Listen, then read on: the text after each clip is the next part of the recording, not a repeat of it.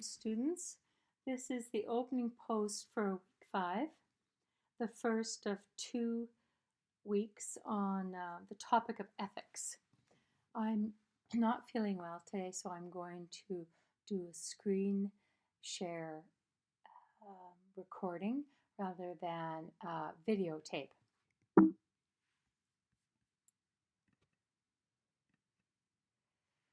All right, well, why do we want to learn about different ethical theories? Well, they're good to think with. Um, they can give us a new lens for looking at our practice and can help us deepen our understanding of the decisions that we make. Because in psychiatric nursing, we make ethical and moral decisions almost every day. It is fraught with moral and ethical dilemmas. So I think that taking the time to reflect and critique on your own practice is an imperative, and some of how other people have conceptualized ethical and moral decisions can be helpful to us, and it can also help us to reflect and critique on the practices of others or the practice of mental health at large. And there are moral and ethical guidelines systems that are developed to help us make decisions in practice, and we look at some of those next week. All right, I'm going to go through some of the ethical theories because you might not have ever been exposed to them, or it could be you don't really remember from taking it in school. There are 2 broad categories of ethical theories: deontology and teleology. Deontology is the ethics of duty, the ethics of obligation and duty and responsibility. It's rule-bound ethics. Ethical decisions are based on rules or laws. It doesn't take into matter considerations of consequences. Now, having clarity about your duties and responsibilities, which guide your practice, can help you. And it means that others can hold you responsible to your duties and responsibilities. We are bound by our duties, even if the consequences or potential consequences of our actions aren't good. So the most obvious example is for armed forces personnel in a war situation. They are bound by duty to do things which they may consider ethically and morally repugnant. Another example might be we have a duty to report suspected cases of child abuse, even if we think this may have very negative consequences on the family and the children. And I'll bring up that example again. Ethical problems arise because duty and responsibility to one group might mean that harm is caused to another group. Right? We may be conflicted in our alliances, and this can be really stressful for psychiatric nurses. Now, this term teleology, sorry, I'm not saying it properly because I didn't know there was such a term till I looked this up, but it is generally called consequentialism, which I can pronounce. And it entails a number of types of ethical theory, but broadly what it means is that the standard for determining the morality of an action is an assessment of the consequences of the action.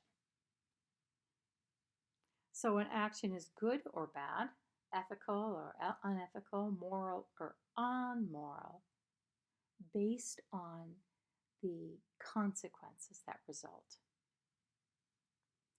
One type of consequentialism is utilitarianism. Now, in utilitarianism, it's that the morality of an action is determined by assessing the value for the majority of people. When there are conflicting interests, the best action is the action that serves the most people. The majority rules. Utilitarianism might be quite useful in deciding which movie your family goes to, but it's problematic when used to justify the suffering of the minority within society for the benefit of the majority. Pragmatism, which we looked at with Doan and Varco, is another type of consequentialism. Pragmatism says that what works is more important than determining truth, and that comes from Isaacs et al., and that's in the references. What makes the best sense in the context of the problem under study?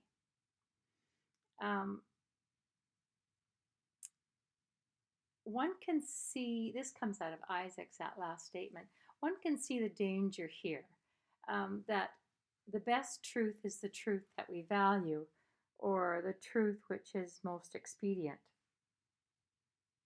Truth with utility. And we have to ask, value to whom and for what purpose? Truth to what end? Pragmatism is truth to an end. But what end? Like, who's advantaged and who's disadvantaged? Does the ends justify the means? Rorty was a neo-pragmatist, a postmodern, modern-day philosopher who promoted pragmatism. And his idea of pragmatism rests upon a set of moral principles to help guide ethical decisions in practice. So this is a key point. Without a set of principles, pragmatism could be used to accomplish whatever is the most expedient to those who have the power to act. When judging an action by its consequences, one needs to ask, consequences to whom? Rorty says that ethical decisions, determinations of consequences of actions, need to be made by the community involved. So those are two big provisos on pragmatism, that they're based on a set of moral principles and that decisions need to be made by the community involved. Rorty's pragmatism is pluralistic and holistic. It takes into consideration diverse views and social discourses, how communities are talking about things and how they believe. Rorty's pragmatism insists on the inclusion of the patient's perspective in determining the consequences of different choices of action.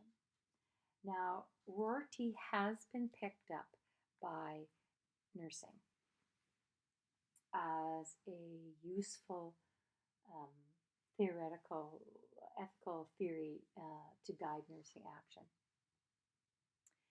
I'm going to skip over principalism because I talk about it in the next slide. Virtue ethics. Virtue ethics is kind of complicated because sometimes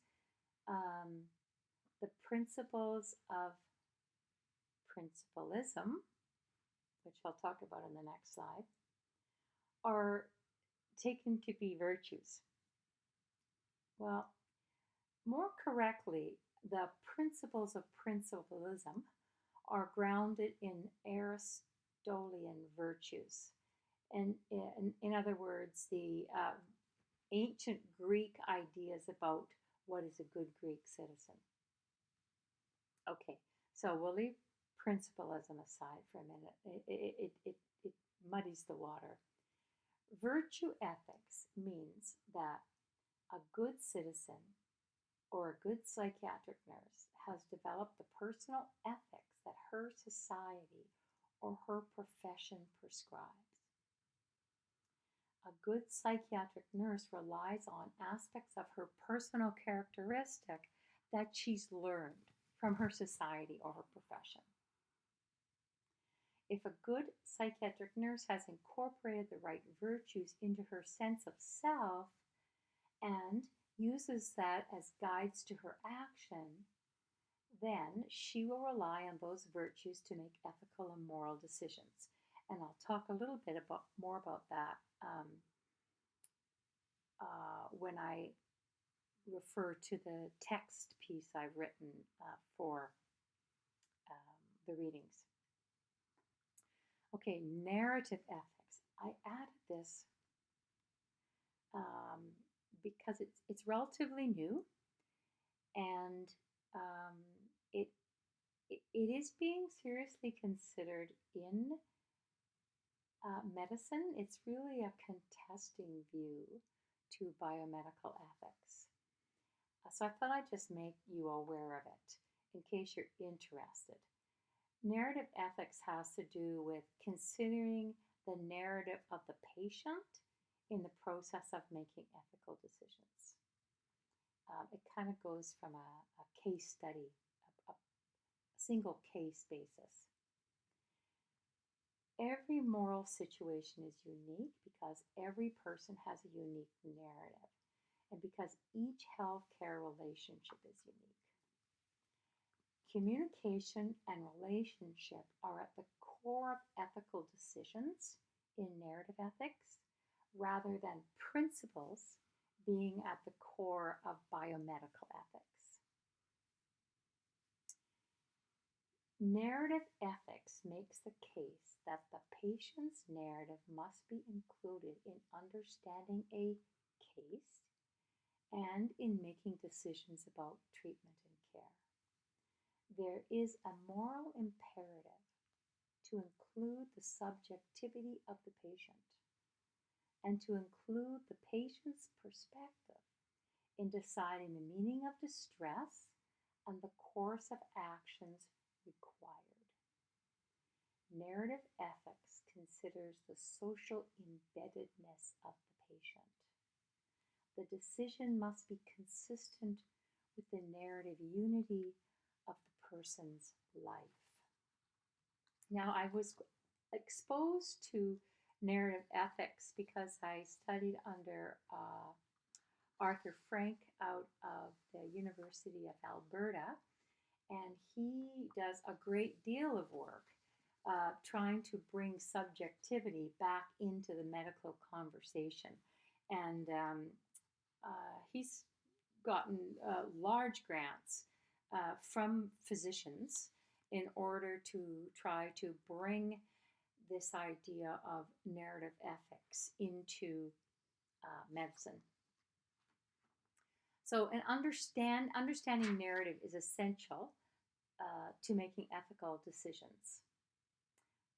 The decisions need to fit within the narrative flow of the person, which sounds like the recovery paradigm, really. And there's also a whole body of theories about the nature of narrative and how narratives interact and how we make use of narratives, and that can be part of narrative ethics in some complex way. But there is one critique to make about narrative ethics, and that's that people don't have like one cohesive narrative in their life. We have all sorts of fractured and conflicting narratives. And we have different narratives that we use for different purposes. And we tell stories about our lives for different reasons. Some are logically inconsistent, And our stories change every time we tell them. So, yeah, I'm not sure what to make about that, but apparently it's a moving into um, medicine and contesting biomedical ethics. All right, I'm going to leave feminist ethics of care, and talk about those in a minute. Now I'm going to dive into biomedical ethics. Biomedical ethics is a kind of principalism.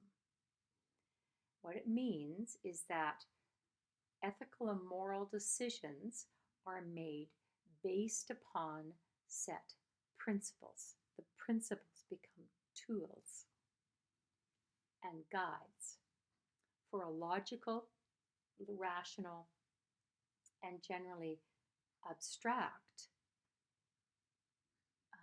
considerations in order to come to a decision. So, you'll be familiar with the biomedical ethics that came from Beauchamp and Childress, which they first published in 1979, I think. The reference I put here is their 7th edition, 2012. The first principles they came up with were, you've heard it, autonomy, beneficence, non-maleficence, and justice. And over time, other principles have been added: respect for persons and truth, in parentheses, fidelity.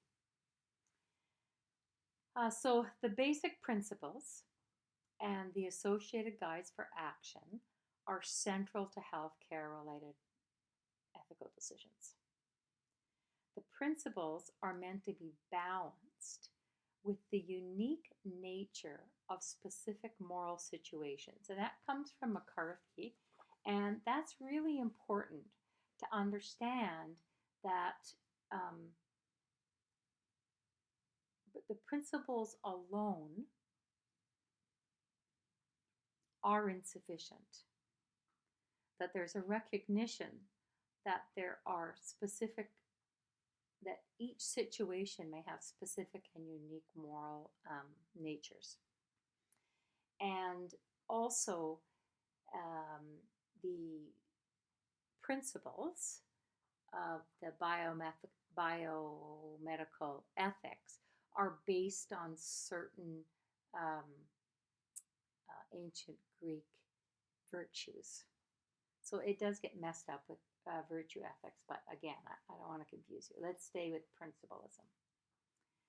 Now, the idea is that the 4 principles carry equal moral weight and should be balanced against one another in each situation. These principles are assumed to be objective and, here it is, universal.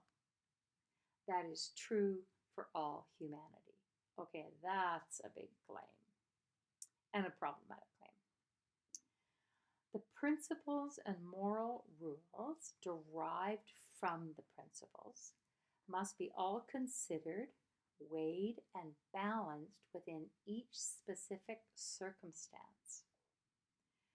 Processes of reflective equilibrium. That's what we go through. We're supposed to go through a process of reflective equilibrium. This process considers the strength, I'm quoting, strengths and weaknesses of all plausible moral judgments, principles, and backgrounds, unquote. And that comes from Beauchamp and Childress, as cited in McCarthy. Wow. It's hard to imagine that one has the time, or that it would be in any way possible to consider this all plausible moral judgments, principles, and background theories. The process is meant to be like the scientific process, where objective reasoning is used to come up with the best decision for a situation.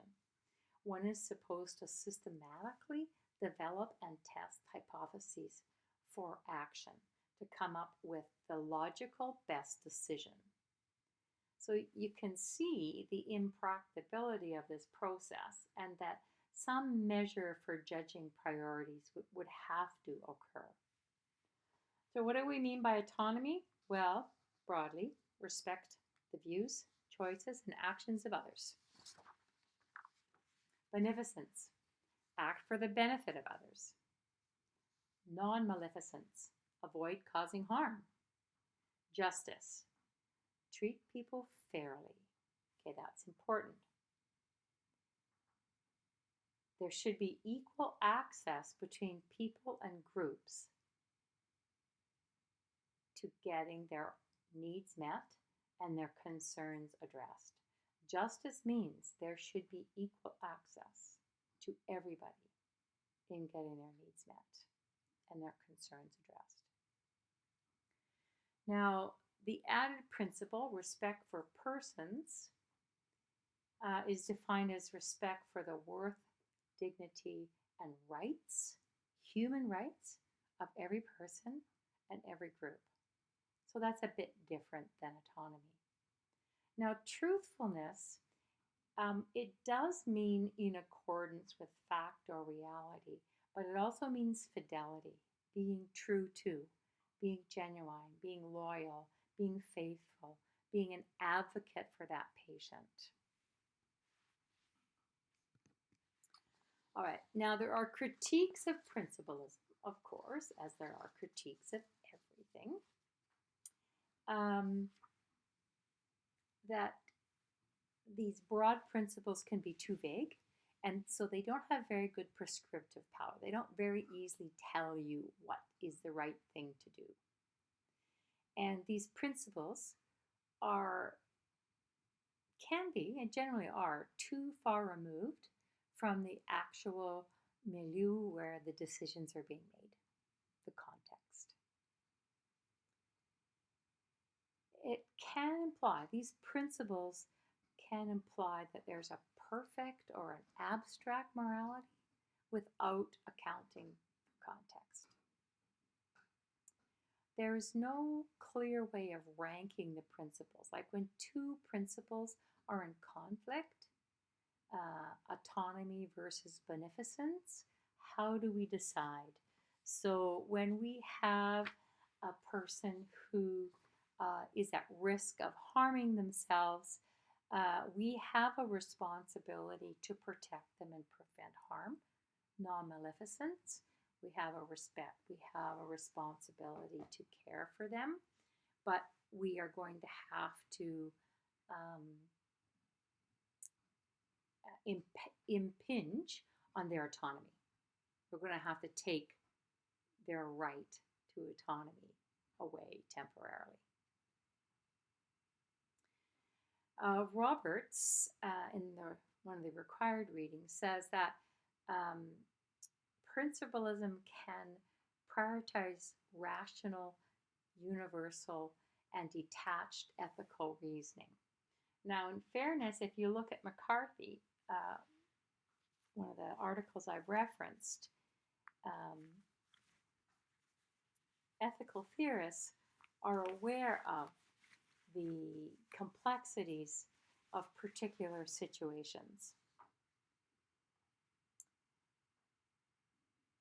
Now, principalism is often thought to be combined with utilitarianism in practice in order to decide between conflicting principles within a situation, like responsibility to prevent harm and the right to autonomy, or the conflicting interests with regard to a principle, like whose right to autonomy takes precedence when there's a conflict. And these principles are assumed to be self-evident beliefs. So justice is assumed. Sometimes justice is just assumed, whereas there is privilege of one social group and marginalization of another social group. So that may be an unassumed injustice.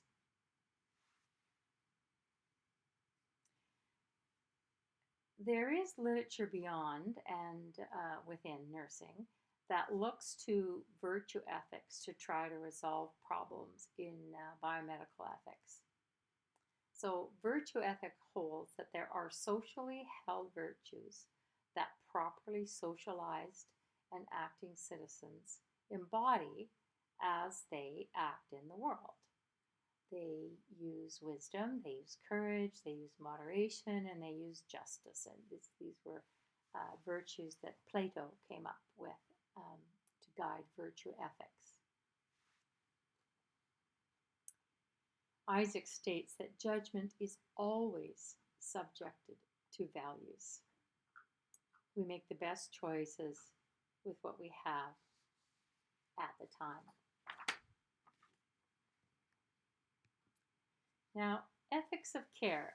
I talk about this more in the next little audio lecture, separate audio lecture, one of two for this week. But I will introduce it here. It comes from a feminist understanding of the world that privileges relationships, it privileges the needs of individuals, and it privileges acts of caring. So questions of right or good or ethical or moral are determined within the living context of relationships. So a feminist understanding of the world, this ethics of care, takes into account relations of care, the fact that we are all interdependent, and that mutual support, interdependence, and relations of care define who we are. It defines our human nature. It's fundamental to who we are as social animals. And so ethics of care take that into consideration. And I'll come back to my conclusions around ethics of care in the next audio presentation. Here's the references for this, other than the required readings. And you can get this free on the Moodle site with all my notes. Okay, thanks. Moving along, I'm going to have another short little audio lecture on the readings. Good luck. Okay, bye-bye.